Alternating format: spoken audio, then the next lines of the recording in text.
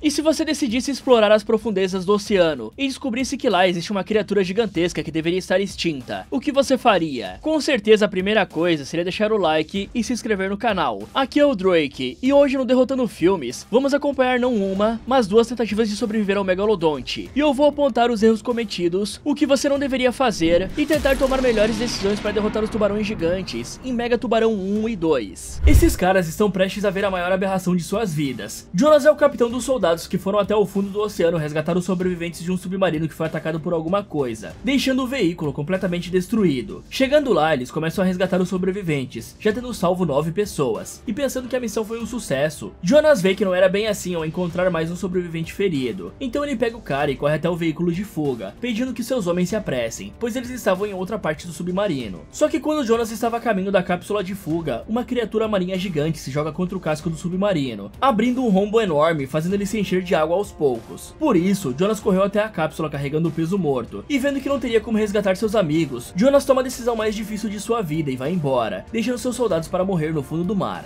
Heller até tentou impedi-lo, mas o Jonas o empurrou, fugindo pouco antes do submarino explodir. Muito tempo depois, conhecemos o Dr. Morris, um bilionário que sempre gostou de estudar a vida marinha, e por isso ele foi até uma base de pesquisa extremamente avançada de seu amigo Jong, para acompanhar uma missão que vai revolucionar o mundo. Na base, ele conhece a chefe de biologia Suin e a filha dela, a pequena Mei-Yin. Em seguida, eles descem até o nível inferior, onde podemos ver uma estrutura montada abaixo do oceano, com uma bela visão das criaturas do lado de fora. E depois de ficar admirado com tudo, eles seguem até a sala da missão, onde conhecemos a grande equipe de Jong, a engenheira Jax, o oficial médico Heller e o piloto do explorador remoto, o DJ. Todos eles são liderados por Mac. E nesse momento, você deve estar se perguntando sobre o que é essa tal pesquisa. E bom, Jong diz que durante todos esses anos, as pessoas acreditaram que a Fossa das Marianas era o local mais profundo do oceano. Mas isso pode não ser verdade, pois enquanto estudavam os oceanos, eles descobriram que uma camada de material não sólido formada pelo acúmulo de substâncias químicas estavam impedindo os cientistas de encontrar um local que levava para um novo ecossistema, que ficava nas profundezas do oceano, já que até aquele momento não existiam submarinos que conseguiam ir tão fundo sem explodir por conta da pressão. Isso era o que eles estavam prestes a descobrir, pois tinham enviado a primeira expedição tripulada para lá, feita pela Capitã Lori e seus suportes, Wall e Toshi, e com grande facilidade eles conseguem atravessar essa nuvem de gosma, descobrindo um novo ecossistema lindo e cheio de vida marinha, que nunca tinha sido encontrado pela ciência, em uma água com a temperatura próxima de 0 graus. Isso deixa todos empolgados, e DJ solta um robô para explorar a superfície daquele local, até que do nada, o radar capta algo gigantesco se aproximando. Com medo do que poderia ser, a capitã do submarino tenta desviar, achando que era apenas uma pedra ou um deslizamento, mas aquilo lhe segue. Logo, o pessoal perde o contato do robô, pois o monstro marinho detonou a unidade remota, e a tripulação percebe que aquilo estava voltando. Assim que avista a criatura, a capitã grita que Jonas tinha razão, antes da conexão ser perdida. Ok, Jonas é um soldado que aparentemente é super habilidoso, e provavelmente já mergulhou e realizou diversas expedições ao fundo do mar, sendo bem experiente e sabendo sobre a maioria dos obstáculos e criaturas que poderiam atrapalhar uma missão. E ele viu algo gigantesco se aproximando através do radar, e estava acompanhado com mais 10 testemunhas, que viram um submarino feito para carregar bombas nucleares sendo completamente esmagado por algo. E mesmo assim, parecem não ter dado nenhuma credibilidade ao que Jonas viu, pois se tivessem, eles nunca enviariam uma tripulação a essa profundidade. E isso provavelmente nem seria necessário, pois já vimos que sinais de rádio podem ser captados nessa distância, pois estavam recebendo uma transmissão de vídeo e conversando com Lori através do rádio. Portanto, seria muito mais inteligente enviar robôs até lá para checar se era seguro antes de mandar pessoas se enfiarem numa zona abissal. E por falar em zona abissal, as profundezas do oceano têm esse nome devido ao fato da luz solar não chegar até lá, fazendo com que os peixes que vivem nos abismos sejam cegos como topeiras. E como não tem luz, alguns tipos de peixes desenvolveram algo chamado bioluminescência, que é a capacidade de gerar luz através de reações químicas do corpo. Sabendo disso, assim que foram atacados, a tripulação poderia simplesmente ter desligado as luzes e os motores, já que andar com aquela árvore de Natal ambulante só iria chamar a atenção de todas as criaturas que vivem ali embaixo. Depois de apagar as luzes, era só ter esperado seja lá o que for essa coisa sair de perto para poderem fugir, até porque eles têm um radar para saberem disso. Mais tarde, Mac reúne todos para saber o que poderiam fazer para resgatar o trio, já que eles ainda conseguem captar os sinais vitais deles, e sabiam que o grupo estava vivo, mas que eles deviam ter apenas 18 horas antes do oxigênio acabar. E isso te lembra algo? Os cientistas começam a discutir o que poderiam fazer para ajudá-los, e Jax avisa que os danos foram muitos, e se tentassem rebocar o submarino, a pressão faria os tanques estourarem, finalizando o trio. Com isso, Mac fala que só tinha uma pessoa conhecida por fazer um resgate a mais de 10 mil metros de profundidade, Jonas Taylor. Só que ao ouvir esse nome, Heller se opõe a pedir ajuda pro cara, já que ele deixou seus companheiros para serem finalizados depois de alucinar com um monstro gigante por causa da pressão, mas todos pedem que ele se cale, pois ouviram o relato de Lori e sabiam que o Jonas não tinha ficado louco. Em seguida, vamos para Jonas, que estava vivendo uma vida em paz na Tailândia, alugando um barco para os pescadores e bebendo até esquecer o trauma que viveu, até que um dia ele volta para sua casa e avista um helicóptero parado perto dela. Então Jonas entra e se encontra com Mac e o Dr. Jong, dizendo que sabe o que eles queriam, mas que ele não mergulhava mais, e independente do que oferecessem a ele ou da quantia que quisessem lhe pagar, ele não estava disposto a mudar de ideia, até que Mac coloca o áudio de Lori para tocar. Eles falam que provavelmente a mulher encontrou a mesma espécie de criatura que Jonas viu há 5 anos atrás, e como Lori era sua ex-mulher, ele queria salvá-la. O cara decide aceitar a proposta e mergulhar novamente, já que a gadice falou mais alto que o dinheiro. Enquanto isso, no fundo do mar, com muito esforço, o Al consegue ligar os computadores novamente, e aproveita a brecha para ver os vídeos do Derrotando Filmes para passar o tempo. E aí ele deixa o like, assim como você deve fazer. Deixe um like, galera, não custa nada e você ajuda a fortalecer o canal. Depois de conseguir botar os aquecedores para funcionar, Lori diz que isso lhes dava um pouco mais de tempo e esperança, já que em águas de quase 0 graus, o frio iria lhes finalizar em pouco tempo. Porém, Toshi não acredita que irão escapar, e decide escrever uma carta de despedida para sua esposa. Só que os outros dois tentam animá-lo, falando que logo alguém iria vir para salvá-los. Nesse momento, Lori se toca que estavam cometendo um erro, e pede que apaguem as luzes do submarino. Porém, já é tarde, e a criatura gigante se joga contra o veículo novamente, derrubando todos ainda mais fundo, e durante a queda, Lori acaba sendo perfurada por uma chave de fenda, deixando ainda menores as suas chances de sobreviver. Ok, agora a situação ficou extremamente complicada, mas ainda dá para sobreviver, já que eles conseguiram ligar o aquecimento e os computadores. Tem grandes chances do comunicador também ter voltado a funcionar, e sabendo disso, o trio poderia mandar uma mensagem para a base, contando exatamente o que viram, para ajudar todos a saberem contra que monstro estavam lutando, se bem que poucas coisas têm capacidade de acabar com um submarino nuclear, que é feito para aguentar uma pressão absurda. Afinal, a Fossa da Marianas tem aproximadamente 11 mil metros de profundidade, tendo uma pressão quase 1000 vezes maior do que a pressão atmosférica no nível do mar, se tornando inóspita para quase qualquer tipo de forma de vida. Ao menos era o que se pensava pelo visto, já que os peixes abissais habitam de 2 a 6 mil metros de profundidade. Então, os seres que vivem aqui têm grandes chances de serem novas espécies, ou algo considerado extinto até agora. Portanto, já que eles conseguem receber e enviar sinais para essa profundidade, o grupo poderia enviar uma sonda para tentar saber contra o que exatamente eles estavam lidando, e bolar um plano para finalizar ou afastar aquilo do submarino. Isso poderia ser feito usando as luzes da sonda, já que o monstro aparentemente só ataca aquilo que brilha, o que faz sentido levando em conta a profundidade onde ele vive. Quanto a Heller, além dele estar presente no dia em que Jonas viu o monstro, ele também deve saber que a humanidade só conhece cerca de 10% de todos os oceanos, portanto existem formas de vida lá embaixo que não fazemos ideia de que existem, então poderiam facilmente existir um monstro gigante e desconhecido lá embaixo. E por falar em monstro, essa falta de conhecimento deveria ter feito com que os engenheiros adicionassem alguma forma do submarino se defender, como um pulso elétrico, por exemplo, para torrar ou pelo menos afastar o que quer que encostasse no veículo. Voltando para a base, Heller mostra o vídeo do dia em que interrogou Jonas para Suin, depois que ele abandonou os outros, e o cara estava completamente transtornado, dizendo que viu algo forte e grande o suficiente para amassar a parede do submarino como se não fosse nada, e teve que escapar antes que todos morressem. Mas Heller diz que isso era loucura, e que ele foi um covarde de deixar seus amigos para trás, fazendo com que Jonas quase lhe desse uma moqueta na boca. Nesse momento, DJ entra na sala, falando que os sistemas perceberam um furo no tanque de oxigênio do submarino de Lori, e que a tripulação tinha pouco mais de 2 horas antes de morrer sufocada. Sabendo disso, desconfiada de que Jonas realmente não fosse surtar novamente, Suin ordena que arrumem um submarino para ela, pois a mulher estava determinada a resgatar todos antes que o pior acontecesse. Então ela se despede de sua filha, que fica extremamente preocupada, e embarca na missão, sem saber que está prestes a conhecer o maior monstro do oceano. Mais tarde, Jong chega na base com Jonas, e logo é informado que sua filha foi tentar resgatar o submarino sozinha, e Jonas se coloca a postos para ajudar. Mas Mac fala que antes, o cara teria que passar por uma consulta com Heller, que é super de boas. Jonas apenas ameaça encher o médico de porrada, e decide que não precisava de nenhum exame, pois iria salvar Lori e os outros. Ele vai até seu submarino, onde encontra a pequena Mein tentando pilotar aquilo para salvar sua mãe. Então Jonas lhe conforta, e descobre que o pai da garota deu uma pulada de cerca de leves. Mas depois disso, a menina pede que ele salve sua mãe, e Jonas promete que trará todos em segurança. Decidido a cumprir a promessa que fez a sua nova amiga, ele faz o impensável, e desvia a energia de vários sistemas, como o de suporte à vida para o motor, descendo extremamente rápido, mas ficando sujeito a desmaiar, já que a pressão dele estava caindo rapidamente, e seu nariz até começa a sangrar devido à alta pressão da água, tendo que desligar até a comunicação para poder descer mais rápido. Enquanto isso, lá embaixo, Suin finalmente chega até a tripulação e prepara um gancho magnético para pegá-los, mas quando ia disparar, algo bate no seu veículo, lançando a mulher para longe e a deixando desnorteada, e aí ela percebe alguns tentáculos se enroscando na nave, e vê que estava sendo esmagada por uma lula colossal. Mas antes que o casco do o veículo se rompesse, a criatura é finalizada por nada mais nada menos que um tubarão gigantesco, que comeu a Lula toda com praticamente uma mordida. Nesse momento, todos veem o que parece ser um megalodonte, mesmo que essa criatura tenha sido extinta há mais de 2 milhões de anos atrás. E aí Jonas pede que Swing desligue as luzes para não atrair o monstro, só que seu submarino demora para responder o comando, e quando o tubarão iria atacar novamente, Jonas decide chamar a atenção lançando diversos sinalizadores perto da criatura. Em seguida, ele ordena que Swing exploda os tanques para subir à superfície, pois seu veículo estava muito quebrado, e ela aceita, deixando a missão nas mãos de Jonas. Com isso, o cara acopla seu submarino ao outro, e fica feliz ao ver que apesar de ferida, sua ex-mulher estava bem. Então ele resgata a Lori e o Wall, mas percebe que o tubarão estava se aproximando, e assim que colidisse com o submarino, todos iriam morrer. Sabendo disso, Toshi coloca a carta para sua esposa no bolso de Wall, e fecha a escotilha ligando as luzes, e se sacrificando para que os outros pudessem viver. Ok, isso é realmente surpreendente, pois para quem não sabe, o Megalodon foi extinto há quase 2 milhões de anos atrás, só que as causas da sua extinção ainda são um mistério, por ter sido causada por mudanças climáticas ou até mesmo por falta de presas e competição com outros predadores. Seja lá o que tenha acontecido, nunca ficou muito claro o motivo de seu desaparecimento, e como só exploramos 10% do oceano, talvez tenha a probabilidade de um monstro desses ainda existir. Quanto ao submarino nuclear, agora tudo faz sentido. Isso porque esse animal é até hoje o detentor do título de mordida mais forte do reino animal. Isso porque enquanto o Tiranossauro Rex tinha até 3 toneladas de força na mandíbula, o Megalodon tem 20 toneladas, o que poderia facilmente esmagar o aço que nem vimos anteriormente. Mas uma dúvida que fica no ar é o motivo de Heller ter ficado esse tempo todo contra Jonas. Isso porque ele estava no submarino no dia do resgate e viu tudo o que aconteceu. Além de que se não fosse por Jonas ter saído dali o mais rápido possível, a explosão teria finalizado a todos. Já o plano do nosso herói Jonas é um tanto quanto estúpido. Isso porque a compreensão e descompreensão no oceano é algo muito sério e deve ser feito com um cuidado absurdo, já que a velocidade em que Jonas estava poderia não só ter estourado seus tímpanos, como podia ter lhe rendido uma doença de descompreensão, causando dor no peito, falta de ar, náuseas, fadiga e até problemas neurológicos, como a perda de coordenação motora, o que é uma coisa terrível para quem está a 12 mil metros embaixo d'água com um monstro marinho. Pensando nisso, o cara devia pedir para Swing esperar, ao invés de descer nessa velocidade absurda, já que tinha acesso ao comunicador dela. E falando em Swing, ela já sabia que as luzes atraem as criaturas abissais, já que ela é uma bióloga, portanto não faz sentido ela descer naquele buraco com os faróis altos, até porque a tripulação já tinha deixado um rastro de luzes por onde passou, e tudo que Swing precisava fazer era seguir o rastro. E Jonas foi precipitado em usar todos os sinalizadores de uma vez só, sendo que ele poderia ter usado metade para chamar a atenção do monstro e salvar Swing, e depois o restante para concluir o resgate do submarino, já que obviamente a criatura iria tentar outro ataque. De volta à superfície, Jonas conta sobre o sacrifício heróico de Toshi, mas Swing não aceita isso muito bem, falando que a culpa era de Jonas, pois ele sempre abandonava os outros. Com isso, o cara perde as estribeiras e manda real, dizendo que quem decidiu enviá-los lá pra baixo foi ela, e que nunca mais iria mergulhar de novo. Em seguida, o cara vai visitar Rory, e Heller fala que ela estava bem, apesar de ter perdido muito sangue, e se desculpa com Jonas por tê-lo chamado de louco. Mais tarde, Swing vai até o quarto de Jonas pedir desculpa pela forma como agiu, mas encontra o cara só de toalha, e fica completamente desconcertada por Jonas não ser um fake Natty, e de toda aquela cerveja não ter feito efeito algum no cara. Por isso ela vai embora, mas decide dar aquela última olhada na janela. Só que Mac vê isso, e conta que o casamento de Lori e Jonas durou apenas 1 ano, e que eles não se amavam mais, deixando a mulher ainda mais desconfortável. Um tempo depois, todos se reúnem para discutir sua nova descoberta, e ficam surpresos por ainda existir uma criatura como essa viva, já que era estimado que o Megalodon foi extinto há muito tempo. Só que com certeza seria difícil estudá-lo, pois esse tubarão foi o maior predador do oceano na sua época, podendo partir ao meio uma baleia com apenas uma mordida. Porém, Morris não quer saber de nada disso, e fala que teriam que se preparar para estudar o monstro o mais rápido possível, pois logo alguém iria descobri-lo, e a estação de pesquisa em que ele está investindo bilhões iria ficar no chinelo. Entretanto, Jonas fala que a mãe natureza sabe o que faz, e que tem um motivo para ela ter criado aquela nuvem que separava o Megalodon do nosso mundo, pois se enviassem mais pessoas lá embaixo seria um massacre. Enquanto todos debatiam sobre isso, Mein decide explorar a base enquanto brincava, até que ela se depara com a cena mais assustadora da sua vida. O Megalodon lhe encarando no fundo dos olhos. O monstro tenta atacar Mein, mas a estrutura aguenta a mordida, alertando todos no local. Então eles correm procurando pela menina, e a encontram gritando que tinha uma criatura lhes observando do lado de fora. Então eles percebem a marca da mordida, e veem o Megalodon despedaçando uma baleia como se não fosse nada. Bom, não faz o menor sentido esse tubarão gigante conseguir estar na superfície em tão pouco tempo, e com tanta facilidade. Isso porque na vida real ele sofreria uma descompressão grave, e morreria antes de chegar aos 2.000 metros. E para provar o meu ponto, vamos a um exemplo rápido. Vocês conhecem o peixe bolha, aquele peixe rosa e de pele lisa com a cara deformada? Então, saibam que aquela não é a sua aparência real. O motivo dele ser daquele jeito é justamente pela descompressão compreensão, já que os pesquisadores o capturaram em uma gaiola e o puxaram tão rápido para a superfície que sua pele literalmente desgrudou do corpo, e sua forma foi deformada pela pressão. A mesma coisa aconteceria com o Megalodon se ele subisse tão rápido para a superfície, fora a temperatura que, em comparação à Fossa das Marianas, seria equivalente a um forno para esse bicho. Essa mudança repentina de local deveria ao menos deixá-lo desnorteado, mas o animal parece não estar sentindo nada. Porém, isso não é de todo mal. Agora que ele está na superfície, deve ser bem mais fácil combatê-lo, já que o grupo poderia enviar torpedos ou até mesmo helicópteros com miniguns para fuzilar e explodir aquela coisa, pois mesmo que seja um tubarão gigante, ainda é só um tubarão e pode ser finalizado. Já o vidro que eles usaram na base, que provavelmente não é vidro e sim policarbonato, está de parabéns, já que ele segurou uma mordida de 20 toneladas. Depois de ver a monstruosidade que libertaram no mar, o pessoal vai até a sala de comando discutir as opções, e Jax conta que aparentemente quando o Megalodon bateu no primeiro submarino, muito gás foi liberado, abrindo um baita buraco na nuvem congelante e criando uma passagem para aquela coisa. Mas isso só foi temporário, e o buraco já se fechou. Só que Jonas fala que aquilo era muito perigoso para ficar vivo, e diz que deveriam finalizar o animal, mas Suin é contra, pois poderiam aproveitar essa oportunidade para capturá-lo e finalmente estudar aquilo. Entretanto, a discussão é interrompida quando um dos funcionários percebe 3 sinais de SOS no mar, e eles entendem que o Megalodon já estava se divertindo, e pegam um barco para ir lá o mais rápido possível e resgatar as pessoas. Mas tudo que encontram são os destroços do barco e um bracinho. Aí eles veem a criatura nadando ali perto, e Jong sugere lançar um arpão envenenado no Megalodon, mas Morris e Suin são contra. E para capturar aquilo, o grupo iria precisar armar uma armadilha, mas até lá a criatura já teria fugido. Então o bilionário dá a ideia de colocarem um rastreador no tubarão, mas Jong fala que se tentassem se aproximar no barco, iriam ser devorados. E aí Suin dá a ideia de se aproximarem nadando de um tubarão de 25 metros de comprimento. E como ninguém se oferece para nadar com o Megalodon dessa vez, Jonas aceita fazer o trabalho. E depois de se preparar com um arpão que chega no máximo 30 metros, o cara salta na água e nada em direção ao Megalodon. Até que algo inusitado acontece. A criatura mergulha, saindo do campo de visão de todos. E Jonas fica extremamente preocupado em virar lanchinho. Então ele começa a procurar o animal e avista ele se mexendo bem pertinho. Aproveitando a proximidade, o cara tira o arpão e consegue acertar a barbatana dorsal. Com a missão cumprida, o grupo começa a puxá-lo de volta para o barco com um cabo, mas fazem isso muito rápido, chamando a atenção do monstro que começa a perseguir Jonas. Com medo de perder o cara, eles ligam um barco na potência máxima e arrastam Jonas por um bom tempo. Mas por sorte, quando iria conhecer o Papai do Céu, ele é puxado para o barco e sobrevive. Ok, eu não sei se o Jonas é o homem mais corajoso que eu já vi ou o mais estúpido. Primeiro, que nem se o Jonas tomasse o soro do super soldado do Capitão América, ele iria conseguir alcançar aquela criatura nadando. Isso porque, apesar da velocidade do Megalodon não ser exata, já que ele está extinto, os cientistas estimam que ele pode nadar entre 10 a 20 km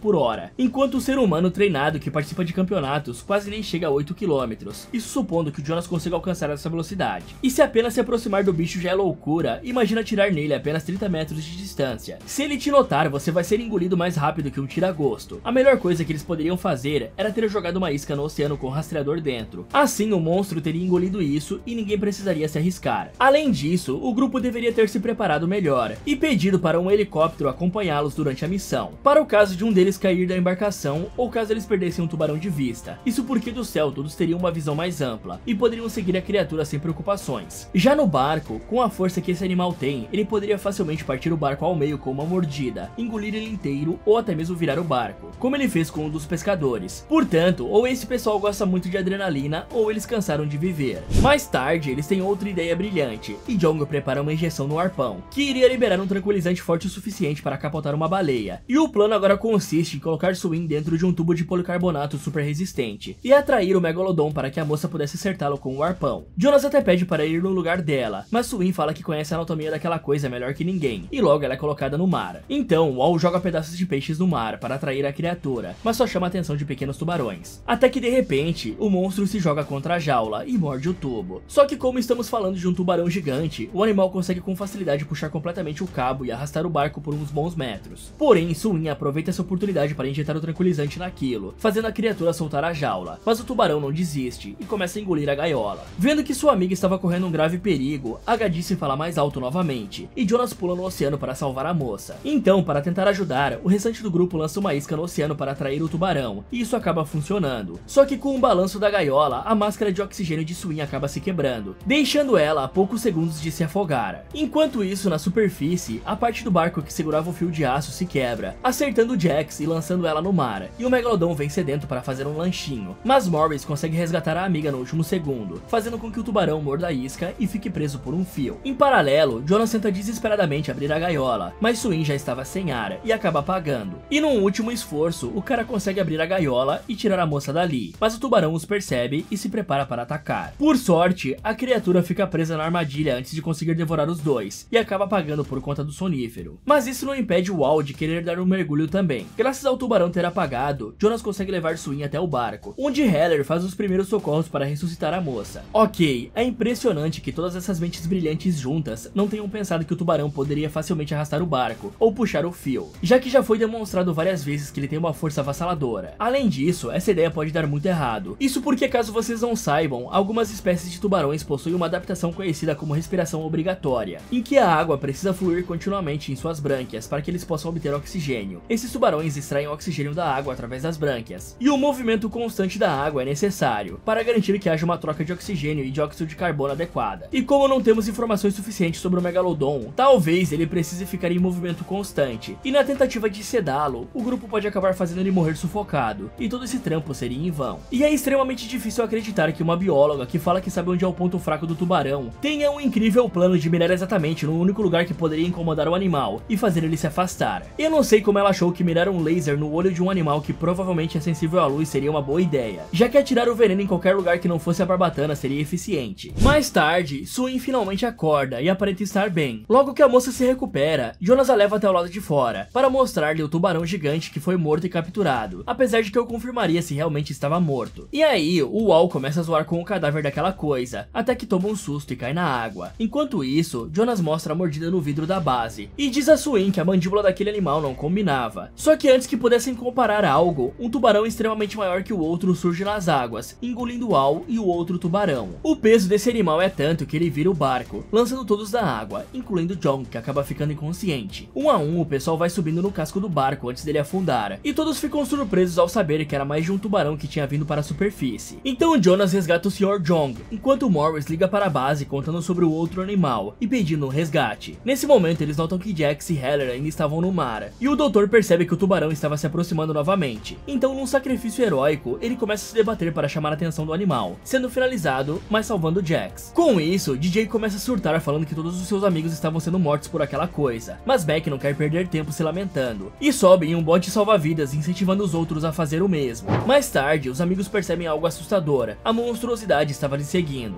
mas Morris diz que era hora da vingança, e finalmente os reforços chegam para parar aquele monstro. Um dos soldados prepara outro rastreador e atira na barbatana dorsal daquela coisa para poderem monitorar seus movimentos. Em seguida, eles atiram no tubarão com rifles para espantá-los, salvando todos, ou quase todos, já que Jong acaba não resistindo e morre nos braços de sua filha. Ao chegar na base, a mulher vai dar a notícia a Mein, e depois de fazer uma pausa para se recuperar do luto, todos se reúnem para bolar um plano e acabar com esse monstro marinho de vez. Mas logo veremos que o Megalodon não é o maior monstro aqui. Quando todos já estão reunidos, Morris conta que avisou o governo chinês sobre o Megalodon, e agora eles iriam caçar e abater o tubarão. Mas até lá, Morris terá que fechar a base de pesquisa para evitar mais perdas, e na manhã seguinte, alguns barcos viriam buscar todos ali. Depois disso, ele vai embora em seu helicóptero, e vemos ele conversando com seus homens, que lhe trouxeram bombas de profundidade. Já que para evitar ser responsabilizado pelas perdas e processado, Morris decidiu caçar o tubarão, e finalizá-lo antes que ele cause mais problemas. Mais tarde, Jonas vai visitar Lori e encontra ela cuidando de Mein. Então, a mulher pede para a garota ir buscar uns refris, e conta que sabia sobre a Suin, e que Jonas deveria ficar com ela ao invés de tentar viver uma vida triste e solitária. Nesse momento, a garotinha volta, e conta a Jonas a melhor notícia que poderia, que Suin também gostava dele. Enquanto isso, Morris segue o tubarão, e ordena que seus soldados arremessem as bombas no monstro, explodindo o animal em 1000 pedaços. Depois de garantir que aquilo estava morto, Morris se aproxima pedindo que um de seus homens pegue um dente para guardar de lembrança. Mas quando o soldado vai checar, ele percebe que aquilo não tinha dentes. E aí eles percebem que finalizaram uma baleia, e que o Megalodon estava bem embaixo deles. Com isso, Morris pede que seus homens dirijam o mais rápido possível para longe dali, mas o tranco faz ele cair no oceano, e percebendo que o tubarão estava vindo, ninguém volta para resgatá-lo. E o cara é devorado ali mesmo. Bom, de fato, o sacrifício de Heller foi algo lindo e corajoso, mas bem burro também, já que se a dupla tivesse apenas nadado tranquilamente até o barco, os dois poderiam sobreviver juntos, já que o tubarão é parcialmente cego e se guia pela vibração. Quanto a Morris, já deu para perceber que a vida marinha não é o forte do cara, já que baleias são completamente diferentes de tubarões, tanto no tamanho quanto no som que produzem, coloração e comportamento. Fora que do helicóptero daria tranquilamente para ter uma noção do que era aquele animal. Sua morte foi causada por pura burrice mesmo, pois poderia ser facilmente evitada com um pouco mais de atenção e uma equipe mais bem armada e preparada. E era muito melhor ele estar na aeronave do que naquele barquinho se expondo ao perigo. Na manhã seguinte, Mac descobre que Morris não ligou para ninguém, nem contou ao exército, e sabendo que aquele monstro poderia fazer muitas vítimas, Jonas decide liderar um ataque final contra o tubarão, pedindo que Mac lidere o grupo de resgate caso alguém saia ferido desse combate. Em seguida, ele pede que Jax hackeie o sistema de satélites de Morris e encontre o Megalodon. Logo, todos estavam prontos para o combate final, e Mac informa que o exército não iria ajudar, pois falar de um tubarão pré-histórico gigante soava como um trote. Um tempo depois, Jax consegue triangular a posição do animal e descobre que ele estava indo em direção a Sanya Bay, uma das praias mais populosas do mundo. Então, vendo que isso iria dar ruim, eles bolam um plano brilhante para finalizar a fera. A primeira coisa seria usar o som de uma baleia para atrair o Megalodon e afastá-lo da praia, levando ele até um arquipélago onde poderiam usar os submarinos para explodi-lo sem preocupações. Enquanto todos se preparavam, o Megalodon chega a Sanya Bay e acaba esbarrando em uma âncora, que retira o rastreador do seu corpo, e aí ele se prende em algumas correntes, arrastando vários pallets com ele e alertando todos de que tinha um tubarão gigante na área. Só que aí já era tarde, o monstro faz várias vítimas, atacando muitas pessoas e tocando terror, até que ele ouve o barulho de baleia gerado pelo barco e abandona as pequenas presas para ir atrás de algo que realmente iria encher a sua pança. E aí Swin e Jonas se preparam para lutar contra aquela coisa, mas o tubarão pega os dois de surpresa, quebrando a formação. Então Jonas começa a chamar a atenção do monstro, tentando escapar de sua mordida fatal, desviando por entre as rochas para não ser uma presa fácil. Mas o monstro era esperto e quase conseguiu pegar o cara, fazendo ele quebrar o lado do submarino tentando desviar. Quando sai das rochas, ele leva o tubarão até Swin, pedindo que ela atire, e então eles acertam um primeiro torpedo, ferindo e desnorteando o monstro. Nesse momento, vários helicópteros da mídia aparecem para filmar o grande confronto do homem contra o Megalodon, mas um deles se distrai colidindo contra o outro, fazendo as duas aeronaves caírem, e um deles acaba acertando o navio, fazendo a tripulação cair do barco. Então, Jonas pede que Swin vá ajudar os outros enquanto ele distrai o Megalodonte, e aí Swin vai até a superfície, usando seu submarino para tirar todos da água, e vendo que seus amigos agora eram presas fáceis para o monstro, Jonas decide que era hora de acabar com a brincadeira, e parte para cima do tubarão para enfrentá-lo no mano a mano. Na tentativa de ferir o monstro, Jonas usa o lado danificado do submarino como uma lâmina, cortando o tubarão de ponta a ponta e causando um grande ferimento. Mas obviamente isso deixa a criatura irritada, e ele ataca mordendo o submarino e destruindo ele como se fosse nada. O que o Megalodon não esperava era que Jonas iria saltar para fora no último minuto. Em uma última tentativa de ganhar a luta, Jonas usa os destroços do submarino para perfurar o olho da fera, deixando ela completamente vulnerável. Mas antes que o Megalodon pudesse contra-atacar, o sangue dele atrai um monte de tubarões menores que começam a devorar a criatura, se tornando os verdadeiros heróis. E antes que Jonas virasse parte do menu, Swin aparece para resgatá-lo, e todos saem do oceano vitoriosos, provando que a humanidade sempre vai estar no topo da cadeia alimentar.